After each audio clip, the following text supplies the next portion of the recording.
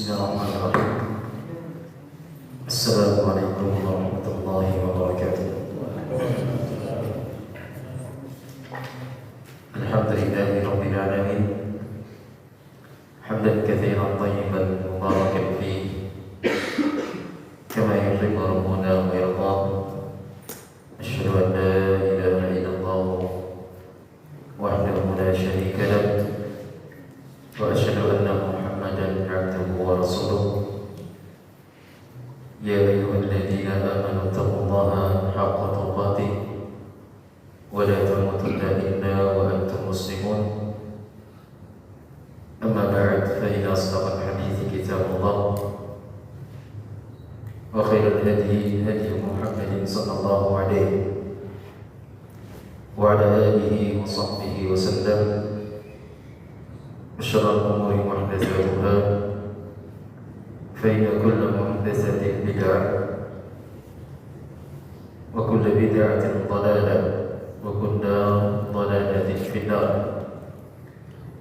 Kaum muslimin jamaah salat maghrib, bapak-bapak, ibu-ibu, al-ikhwan wal akhwat yang semoga dimuliakan oleh Allah Subhanahu wa taala. Alhamdulillah, kembali kita bersyukur kepada Allah Subhanahu wa taala yang masih memberikan kepada kita kesempatan untuk bisa berkumpul bersama-sama di tempat ini untuk melanjutkan kajian kitab Al-Adab Al-Mufrad karya Al-Imam Abu Abdillah Muhammad bin Ismail bin Ibrahim Al-Bukhari rahimahullah ta'ala. Masih dalam pembahasan seputar bagaimana seorang bisa membalas kebaikan dari kedua orang tua. Telah disebutkan hadis dari Nabi sallallahu alaihi wasallam di mana Rasulullah sallallahu alaihi wasallam menyebutkan la yajzi waladun walidahu idza lam yajidahu mamlukan fayashtariyahu fayutiqahu. Sesungguhnya seorang anak tidak akan bisa membalas kebaikan orang tuanya kecuali apabila anak tersebut mendapati orang tuanya dalam keadaan diperbudak, menjadi hamba sahaya, kemudian dia beli lantas dia bebaskan orang tuanya. Kemudian juga disebutkan oleh penulis sebuah hadis kisah tentang seorang lelaki yang menggendong ibunya dari Yaman ke Mekah, dan dia bertanya kepada sahabat yang mulia Abdullah bin Umar radhiyallahu anhu. Dia menanyakan bahwa apakah amalan tersebut sudah bisa membalas kebaikan orang tuanya kepada dirinya. Maka Abdullah bin Umar mengatakan, sesungguhnya hal tersebut belumlah bisa membalas kebaikan seorang ibu walaupun satu hembusan nafas yang dia keluarkan pada saat dia melahirkan anaknya. Baik, sekarang kita lanjutkan bacaan hadis berikutnya yang dibawakan oleh Imam Al-Bukhari rahimahullah taala. Kata beliau, qala hadatsana Abu Nu'aim Fadl bin Dukain. Sudah berlalu sanadnya Imam Al-Bukhari rahimahullah taala membawakan sanad dari gurunya yang bernama Abu Nu'aim. Abu Nu'aim di sini adalah Fadl bin Dukain rahimahullah taala, termasuk dari Rijalul Al-Jama'ah, seluruh dari ashab kutubus sittah, Bukhari, Muslim, Abu Dawud, At-Tirmidzi, An-Nasa'i, Ibnu Majah, semuanya meriwayatkan dari Abu Nu'aim Al-Fadl bin Dukain. Beliau mengatakan, qala hadatsana Sufyan bin Sa'id bin Masruq Abu Abdillah Ats-Tsawri rahimahullah taala, seorang imam ternama yang viral di masanya, merupakan ahlul hadis dan disebut dengan Amirul Mukminin fil hadis. Beliau ulama ternama di negeri Kufah. Ya. Kata beliau, Al-Atha bin Sa'id dari bapaknya, dari sahabat Abdullah bin Amr bin As radhiyallahu anhu. Sekilas tentang Abdullah bin Amr bin As radhiyallahu anhu, beliau bersabda bapaknya, adalah kedua-duanya sahabat yang mulia yang berjumpa dengan Nabi Sallallahu Alaihi Wasallam untuk menentukan lelaki tersebut apakah termasuk dari sahabat atau tidak. Itu dilihat apakah dia pernah berjumpa dengan Nabi Sallallahu Alaihi Wasallam dan dalam keadaan beriman dengannya. Iya, itulah definisi dari sahabat yang disebutkan oleh Ibnu Hajar dalam kitab beliau Nuzhatun Nazar, bahwa sahabat itu atau lelaki itu dikatakan sebagai sahabat jikalau dia pernah berjumpa dengan Nabi walaupun satu kali dan dia beriman kepada Rasulullah Sallallahu Alaihi Wasallam. Itulah definisi daripada sahabat. Berarti dari sini keluar daripadanya orang-orang yang berjumpa dengan Rasulullah kemudian dia tidak beriman dengan Nabi, maka yang seperti ini tidak tergolong dalam kategori sahabat. Seperti Abu Jahal, Abu Lahab, ya, dan banyak lagi tokoh-tokoh orang-orang kafir Quraisy, mereka berjumpa dengan Nabi, tapi mereka tidak beriman kepada Rasulullah SAW sehingga mereka bukanlah sahabat. Ya, dan juga seperti Abu Talib, walaupun Abu Talib itu memiliki jasa yang sangat besar dalam penyebaran dakwah Islam, dia senantiasa membela kemenakannya, yaitu Rasulullah SAW. Namun ketika dia belum mampu mewujudkan itu semuanya dengan keimanan kepada Rasulullah, sehingga Abu Talib belum berhak untuk dikategorikan sebagai sahabat. Ini Abdullah bin Amr bin As, beliau beserta bapaknya adalah dua sahabat, karena dua-duanya mendapati Nabi SAW dan juga kedua-duanya beriman kepada Rasulullah. Karenanya ketika seorang mengucapkan Abdullah bin Amr bin As, maka sepatutnya dia mengucapkan kalimat radhiyallahu anhuma untuk mendoakan kepada Abdullah beserta bapaknya. Iya, terjadi silang pendapat di kalangan ulama. Ada yang mengatakan bahwasanya Abdullah bin Amr bin As adalah salah seorang sahabat yang paling banyak meriwayatkan hadis, mengalahkan daripada Abu Hurairah. Satu pendapat dipegang oleh sebagian para ulama, dikarenakan Abdullah bin Amr bin As ini adalah orang yang sering menyertai Nabi Sallallahu Alaihi Wasallam dimanapun beliau berada.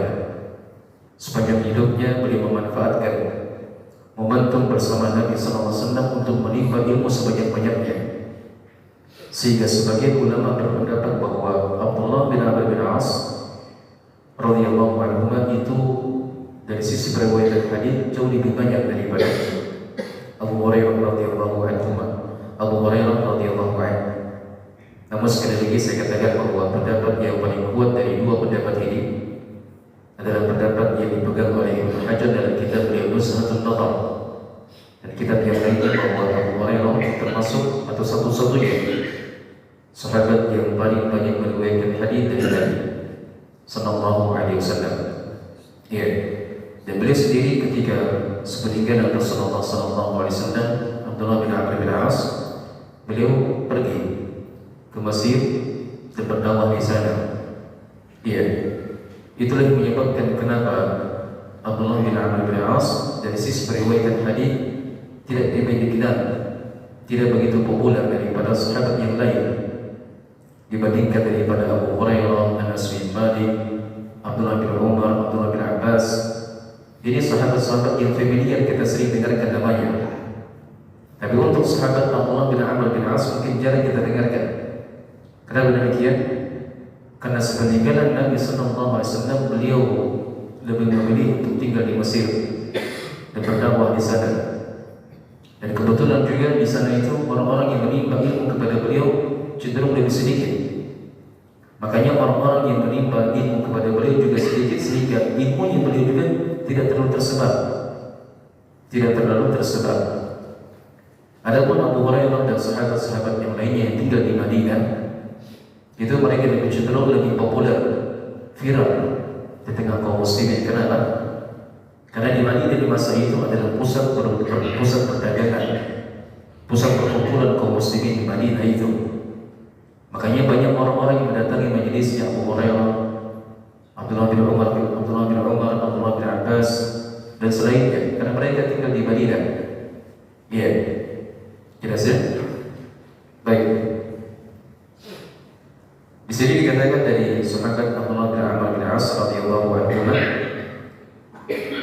Beliau mengatakan, ja'a rajulun ila Nabi sallallahu alaihi wasallam. Ada seorang lelaki yang datang kepada Rasulullah sallallahu alaihi wasallam yubayi'uhu 'ala al-hijrah. Datang kepada Nabi seorang lelaki yang dia untuk berbaiat. Berbaiat di sini maksudnya adalah sumpah setia. Dan yang namanya baiat itu tidak ada dan tidak disyariatkan kecuali hanya kepada seorang imam kepada negara. Ya, yang namanya baiat itu hanya disyariatkan untuk diberikan kepada imam kepada negara. Ketika ada sebuah negara yang memiliki pemimpin pemerintah yang dianggap sebagai orang nomor satunya, maka seluruh kaum muslimin yang berada di negeri tersebut wajib berbaiat kepadanya. Wajib berbaiat dalam artian dia mengambil sumpah setia untuk senantiasa taat dan tunduk kepada pemerintah, tunduk kepada pemimpinnya. Itulah yang dilakukan oleh para sahabat radhiyallahu anhum ajma'in. Semasa Nabi SAW hidup, maka para sahabat itu tidak pernah ada membaiat kepada laki-laki yang lain kecuali kepada Nabi SAW. Demikian pula sepeninggalan beliau, para sahabat setelah Nabi meninggal semuanya bersepakat untuk membaiat Abu Bakar menjadi khalifah kaum muslimin. Itu secara otomatis sudah. Nabi sudah meninggal, belum lagi beliau dikuburkan jasadnya, maka terlebih dahulu para sahabat mereka berbondong-bondong untuk membaiat Abu Bakar menjadi khalifah. Mereka mengambil sumpah setia untuk mengakui bahwasanya Abu Bakar menjadi pemimpin kaum muslimin. Iya. Adapun cerita di zaman sekarang adanya orang-orang yang berbaiat kepada pemimpin ormas, pemimpin yayasan, pemimpin ini, pemimpin sana, pemimpin situ, tidak ada ceritanya. Dari termasuk ciri-ciri daripada hizbiyah, ciri-ciri penyimpangan dalam agama. Iya. Seperti yang namanya baiat itu hanya diberikan kepada kepala negara. Itulah baiat yang benar sesuai dengan syariat. Adapun baiat yang diadakan dari sebagian kelompok dan sebagian ormas yang mereka membaiat kepada pemimpin mereka sendiri, ini adalah bentuk penyimpangan dalam beragama, kerusakan dalam berpikir dan kerancuan. Ya, tidaklah muncul yang seperti ini kecuali dari orang-orang yang dikenal akan pergerakan dari ormas ini, ormas sana. Sebagian ormas yang sudah dihentikan oleh negeri kita, pemerintah kita, alhamdulillah. Mungkin ormas yang sudah tahu semuanya. Ormas yang hari ini dilarang oleh pemerintah kita, itulah seringkali mereka mengadakan baiat kepada pemimpin ormasnya mereka. Jadi ini adalah perkara yang terlarang dan merupakan bentuk kesesatan dan beragama. Sedangkan lihat dalam kitab-kitab akidah, disebutkan dari kitab akidah. Saya baca itu kitab akidah Imam Ahmad, ya, kitab akidah Al-Muzali, Al-Barbahari dan selainnya. Mereka senantiasa menunjukkan bahwasanya baiat itu diberikan kepada kepala negara. Kapan ada sebuah negara kemudian masyarakat yang mengakui bahwa orang tersebut adalah sebagai pemimpin, maka pemimpin itulah yang kita mengambil baiat kepadanya. Itu disebut dalam kitab-kitab akidah. Maka konsekuensinya ketika ada seorang yang mengadakan baiat kepada selain kepada pemimpin, maka ini adalah bentuk penyimpangan, harus dijauhi. Ya. Baik, kita kembali dalam hadis disebutkan bahwa ada seorang lelaki yang dia datang kepada Rasulullah untuk berbaiat. Apa baiatnya? Ada hijrah, untuk senantiasa ikut bersama Nabi. Ya, ketika hijrah dia ambil sumpah setia untuk senantiasa hijrah. Ketika Nabi perintahkan untuk hijrah, maka dia siap untuk berhijrah. Di lain kesempatan Nabi SAW seringkali meminta baiat kepada para sahabatnya agar supaya mengambil sumpah setia hingga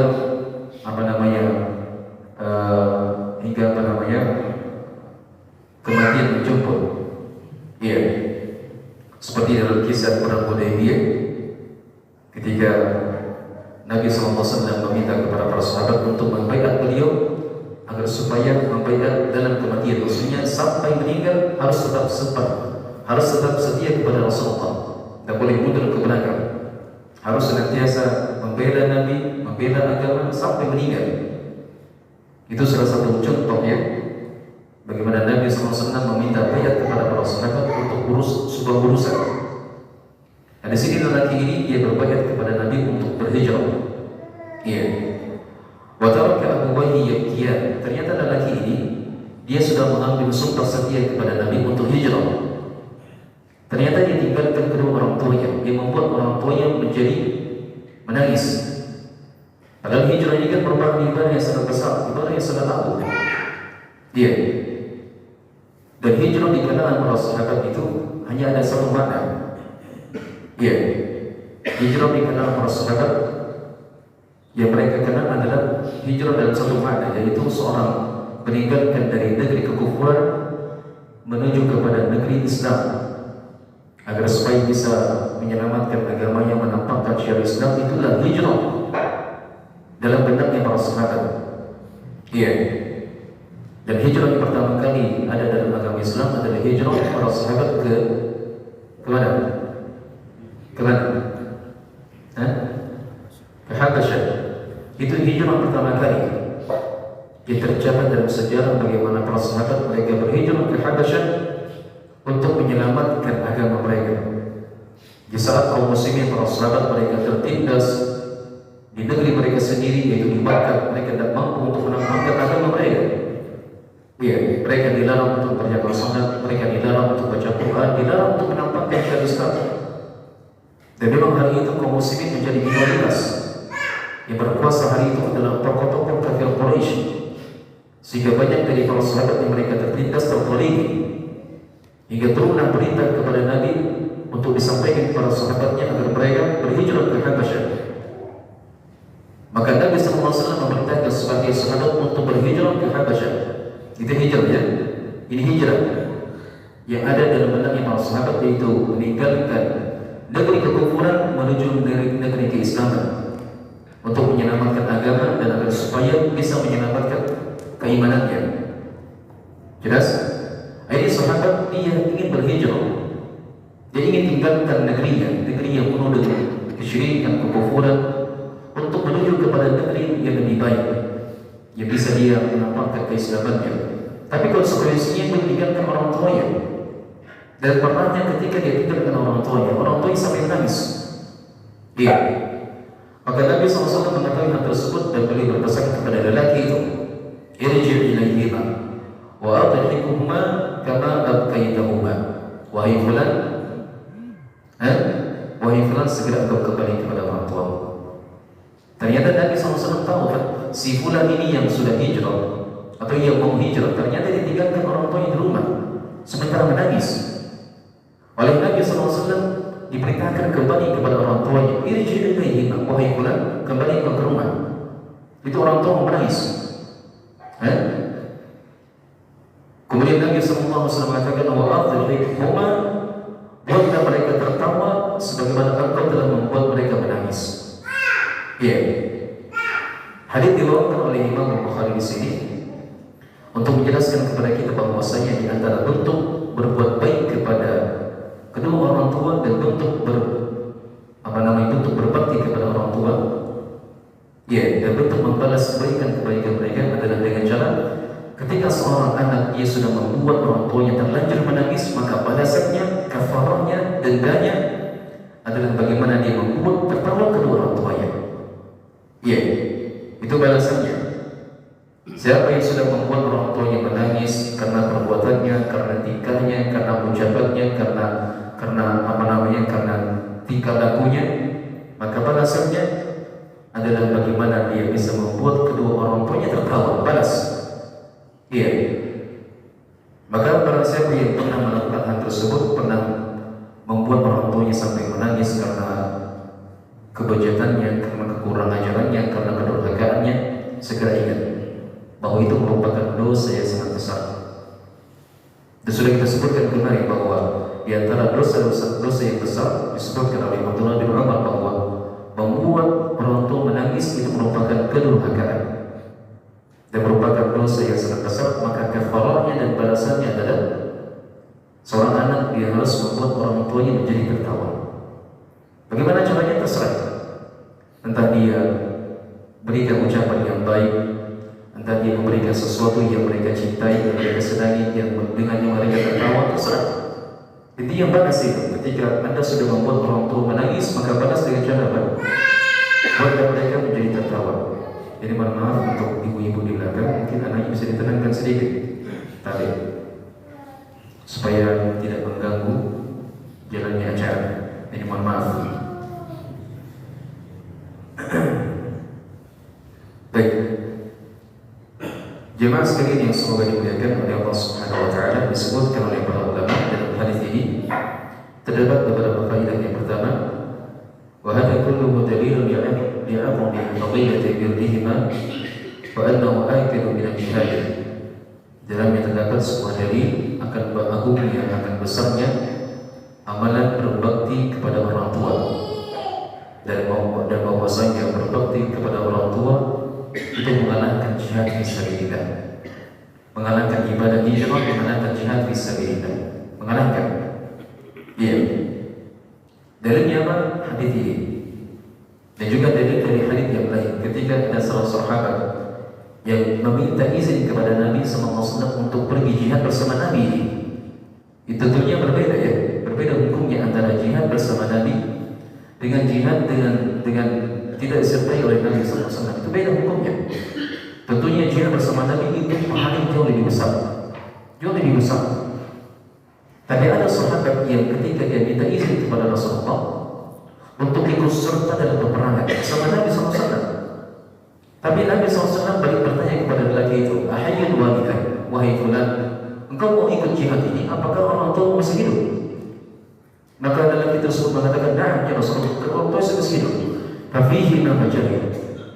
Kata Nabi SAW, maka kepada orang tua hendaknya engkau bermujahadah, jihad kepada mereka. Maksudnya upayakan, hormati mereka, layani mereka, buat mereka agar supaya berbahagia. Jangan membuat mereka menangis, layani sebaik-baiknya, berbakti kepada mereka. Itu merupakan jihad juga. Berbakti kepada orang tua mengalahkan daripada jihad fisabilillah. Iya. Sama halnya di sini, hijrah ini merupakan amal yang sangat besar ya. Namun ternyata itu semuanya terkalahkan dengan berbakti kepada kedua orang tua. Bahkan itu merupakan amalan yang sangat besar.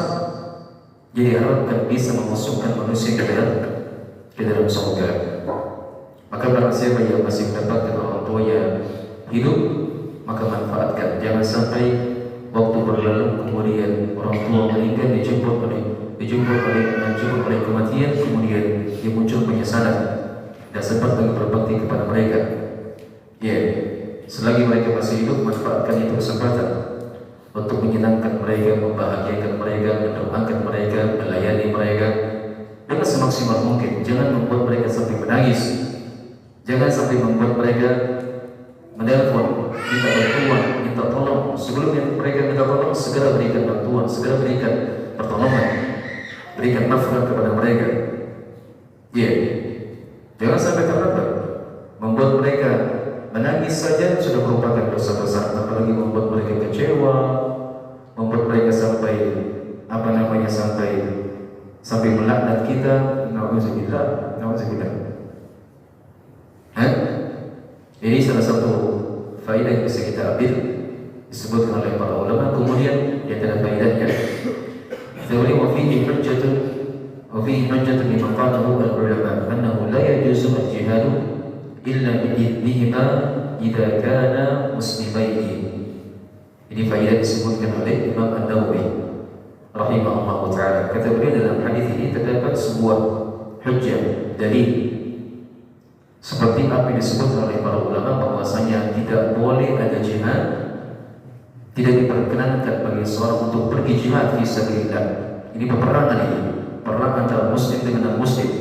Ketika ada jihad dan perang sudah berkecamuk, tidak boleh bagi seorang itu untuk pergi jihad apabila orang tuanya masih hidup, kecuali dengan izin kedua orang tuanya. Ketika orang tuanya mengizinkan, pergi jihad, silakan pergi.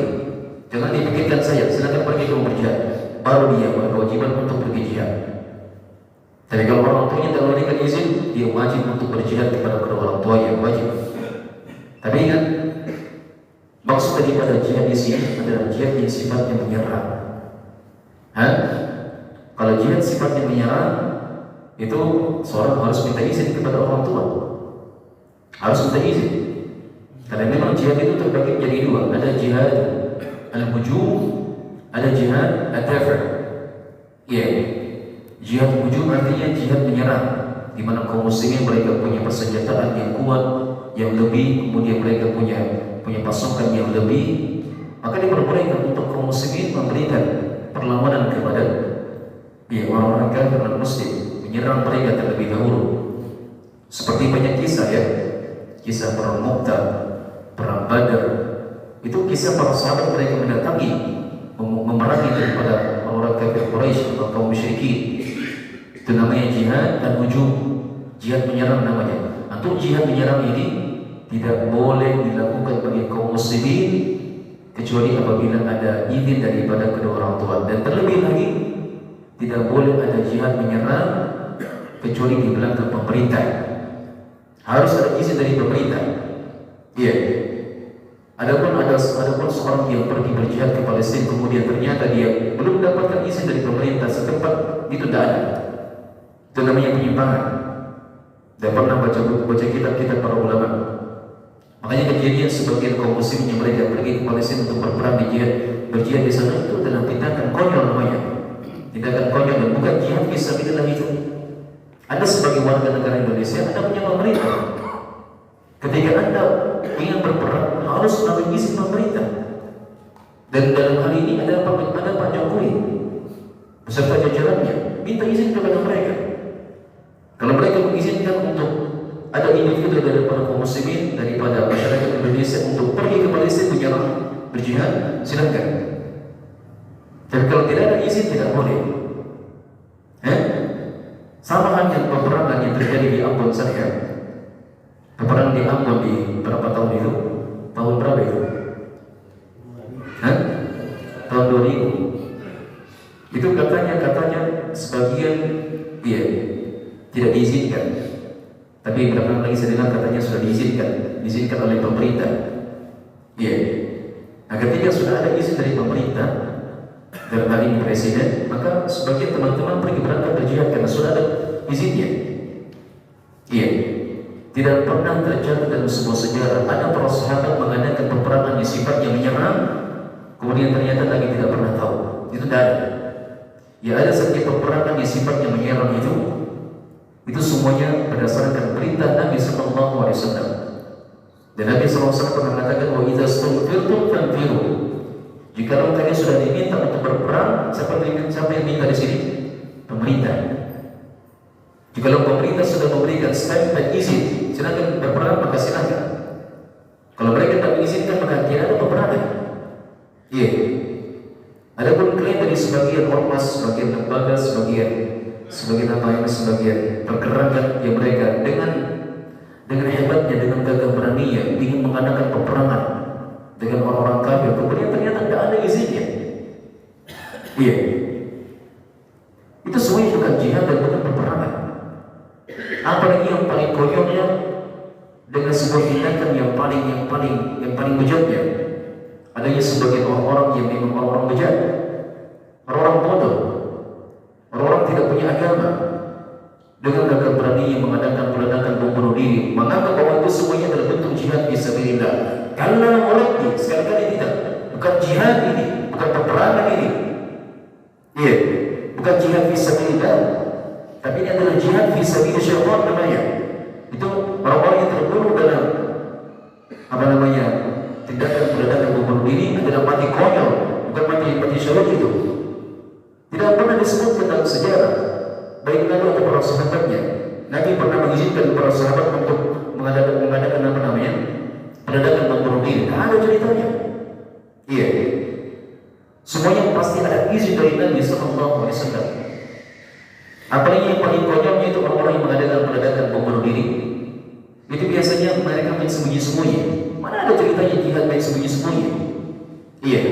Cari tempat-tempat yang bagus, tempat-tempat strategi, kemudian mendatangi gereja-gereja, mendatangi ini, kemudian mengadakan peledakan bom bunuh diri, kemudian dikatakan sebagai jihad fisabilillah. Ini jihad fisabilillah syaitan namanya. Agama Islam berlepas diri dari perbuatan tersebut, dan kaum muslimin juga berlepas dari tindakan seperti itu. Dan itu bukan perbuatannya kaum muslimin. Agama Islam tidak pernah mengajarkan, tidak pernah mengajarkan agama Islam demikian. Tapi itulah aneh bin ajaibnya, tindakan peledakan bom bunuh diri selalu saja dikaitkan dengan agama Islam. Ketika pelakunya atau oknumnya dalam dari kaum muslimin, memang agama Islam begitu. Subhanallah. Terjadi pemutarbalikkan fakta, terjadi propaganda, di mana selalu saja kaum muslimin disudutkan dan selalu saja diikutkan agama Islam. Ketika pelakunya kebetulan bercadar, yang disorot di media itu cadarnya, selalu saja. Kita tidak menyalahkan itu media-media ya. Kita tidak menyalahkan juga pemerintah kita, tapi yang kita salahkan di sini ada sebagian oknum yang mengambil kesempatan untuk melecehkan daripada simbol-simbol kaum muslimin, untuk merendahkan daripada atributnya kaum muslimin. Ketika kebetulan yang melakukan peledakan bom bunuh diri, kebetulan orang yang bercadar, orang yang berjenggot, ketika ditampilkan di media, apa yang ditampilkan? Jenggotnya, ditampilkan celana cingkrangnya, untuk memasangkan bahwasanya memang agama Islam yang mengajarkan terorisme. Subhanallah. Kalau saya katakan tadi, agama Islam dan kaum muslimin berlepas diri dari tindakan konyol seperti ini. Tindakan konyol, agama Islam berlepas diri. Mana ada yang agama Islam pernah membenarkan yang namanya peledakan bom bunuh diri? Jangankan mengadakan peledakan bom bunuh diri, untuk merokok saja agama Islam melarangnya. Karena merokok itu adalah bentuk memudaratkan kaum muslimin. Itu merokok saja, menyakiti non-muslim saja. Ketika kita bertetangga dengan mereka, dilarang dalam agama Islam, apalagi untuk membunuh mereka, lebih dilarang. Kan sudah kita bahas kemarin ya, bahwa non-muslim itu mereka juga punya hak pada negeri kita. Apalagi kalau seandainya mereka bertetangga dengan kita, mereka punya hak yang wajib dijaga, wajib dipelihara. Tidak boleh dizalimi, tidak boleh disakiti, tidak boleh diganggu, tidak boleh dirampas hartanya, tidak boleh ditumpahkan darahnya, tidak boleh. Apalagi kalau dikatakan untuk menumpahkan darahnya, itu lebih tidak boleh lagi. Iya. Coba lihat ini ya, bagaimana kejadiannya yang tersebar di media sosial. Banyaknya orang-orang yang ingin sekali merendahkan dan melecehkan daripada simbol-simbol kaum muslimin. Ketika ada kebetulan dari pelaku peledakan bom bunuh diri itu, kebetulan orang yang bercadar seperti kemarin, bom bunuh diri kemana yang terakhir ini di gereja apa itu namanya, katedral ya, katanya pelakunya bercadar. Baik, kita katakan bahwasanya tindakan tersebut adalah tindakan oknum, dan agama Islam sama sekali tidak pernah mengakui hal tersebut. Agama Islam berlepas diri dari tindakan peledakan bom bunuh diri. Dari dahulu hingga hari ini. Memang kebetulan pelakunya adalah orang yang bercadar katanya, dan katanya laki-lakinya adalah orang yang berjenggot, orang yang melakukan menggunakan celana cingkrang. Kita katakan itu oknum. Dan yang namanya tindakan terorisme itu semua ada di setiap agama manapun. Agama Islam ada orang-orang dan oknum yang mengadakan tindakan terorisme, ada. Di agama Nasrani juga ada, di agama Yahudi juga ada. Saya bicara fakta, bukan cuma ucapan tidak ada faktanya, itu fakta ada. Tapi lihat bagaimana terjadi propaganda di media sosial ya. Ketika pelakunya adalah orang Islam, selalu dikatakan terorisme. Dikatakan teroris, ini teroris. Tapi kalau non-muslim yang mengadakan peledakan, pembunuhan secara brutal, apa dikatakan? Pembunuhan secara brutal katanya. Pembunuhan secara brutal, bukan teroris itu. Seperti penembakan secara brutal di hari Jumat di mana itu, di New Zealand berapa tahun lalu. Tidak mau dikatakan teroris itu. Kenapa? Karena pelakunya non-muslim. Pelakunya non-muslim, tidak mau dikatakan teroris. Media begitu. Terjadi penembakan secara brutal. Kenapa? Karena usut punya usut, pelakunya demikian. Tapi coba agama Islam yang melakukannya. Sudah pasti tindakan terorisme terjadi di sini. Subhanallah. Lagi-lagi kita tidak menyalahkan daripada media, tapi kita kita katakan bahwa di belakang tersebut ada oknum-oknum yang mengambil kesempatan. Jelas ya? Baik. Hadirin sekalian yang semoga dimuliakan oleh Allah Subhanahu wa taala. Ini pembahasannya agak panas ini. Agak panas, jadi diturunkan sedikit anunya. Iya, panasnya supaya agak sedikit yang terlalu tegang lah. Baik. Hadirin sekalian yang semoga dimuliakan oleh Allah Subhanahu wa taala, juga pada hadis ini terdapat sebuah faedah. Wa fil hadithi fadlu birril walidaini wa taqdim dzalika 'ala jihad. Kama taqaddam, bahwa dalam hadis ini terdapat akan agungnya berbakti kepada orang tua, dan bahwasanya berbakti kepada orang tua lebih didahulukan daripada jihad fi sabilillah sebagaimana yang telah berlalu. Ya. Kemudian faedah berikutnya fihi at-tarhib min at-tasabbuh fi imkani al-walidain wal hirsu ala idhakihima. Terdapat ancaman untuk seorang menjadi sebab sehingga orang tuanya menjadi menangis, bahkan seorang sangat-sangat diajarkan untuk berupaya agar supaya orang tuanya menjadi tertawa. Jadi sangat-sangat dilarang itu, sangat-sangat dilarang ketika seorang anak itu menjadi sebab sehingga orang tua menjadi menangis. Sangat-sangat dilarang. Maka sekarang kita ingat masing-masing, kalau kita pernah membuat orang tua kita sampai menangis karena perbuatan dan tindak tanduknya, kita segera datangi rumahnya mereka. Minta maaf, mau porang Pak, minta maafkan, minta maaf, saya pernah bikin begini yang membuat kita menangis, minta maaf Pak. Kita tidak tahu, barangkali dengan kita minta maaf kepada mereka, kemudian mereka ridha kepada kita, ya dengannya Allah pun ridha kepada kita. Seperti hari ini yang pernah kita sampaikan, ridha Allah ridha al-walidain.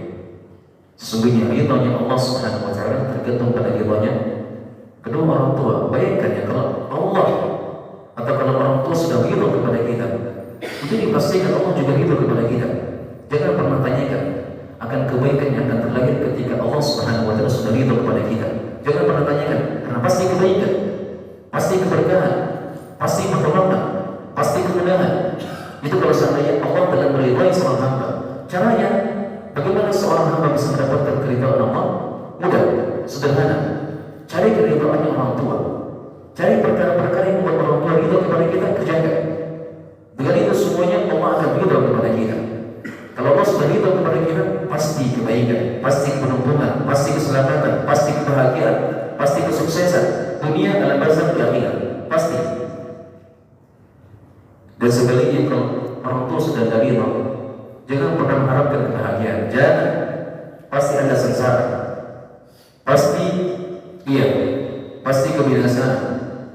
Orang tua setiap hari menangis, setiap malam menangis, setiap hari bersedih disebabkan karena perbuatan kita, perbuatan akhlak-akhlaknya kita. Jangan pernah mengharapkan kebahagiaan. Jangan pernah mengharapkan kebahagiaan. Dan itu pernah kita rasakan ya. Pernah kita rasakan. Sesekali kita berbuat sebuah perkara yang membuat orang tua sampai menangis. Saya rasakan sendiri. Itu rezeki seakan-akan menjadi sulit. Susah mendapatkan rezeki. Hidup tidak pernah tenang. Perkara menjadi sulit, semuanya sulit. Mau berbuat ini sulit, mau bergerak sana sulit. Ternyata sekarang baru sadar, selama ini ada sebuah perbuatan yang saya kerjakan membuat orang tua itu menjadi menangis, menjadi bersedih. Akhirnya kita perbaiki. Setelah diperbaiki, alhamdulillah. Setiap kita melangkah ada kemudahan. Setiap kita berbuat ini pasti ada jalan keluar. Rezeki semakin dilapangkan, alhamdulillah, ada saja. Itu akibat ketika seorang sudah mendapatkan ridho daripada orang tuanya. Iya, Masya Allah. Jam berapa Isyanya? Kebetulan sudah habis juga faedahnya, sudah habis. Sudah habis juga. Makanya saya tanya, habis belum punya? Tidak ada nih faedah, tidak ada nih. Sudah nih. Masih ada waktunya? Ibu-ibu di belakang ya. Baik, mungkin ada yang mau ditanyakan? Tidak ada? dari apa yang kita sampaikan. Mungkin ada yang kurang jelas, kurang paham. Tidak ada ya? Baik, kalau tidak ada, kita cukupkan sampai di sini. Semoga dari apa yang kita sampaikan bisa memberikan manfaat kepada semuanya. Barakallahu fikum. Subhanallah bihamdihi, asyhadu an la ilaha illa anta, astaghfiruka wa atubu ilaik. Assalamualaikum warahmatullahi wabarakatuh.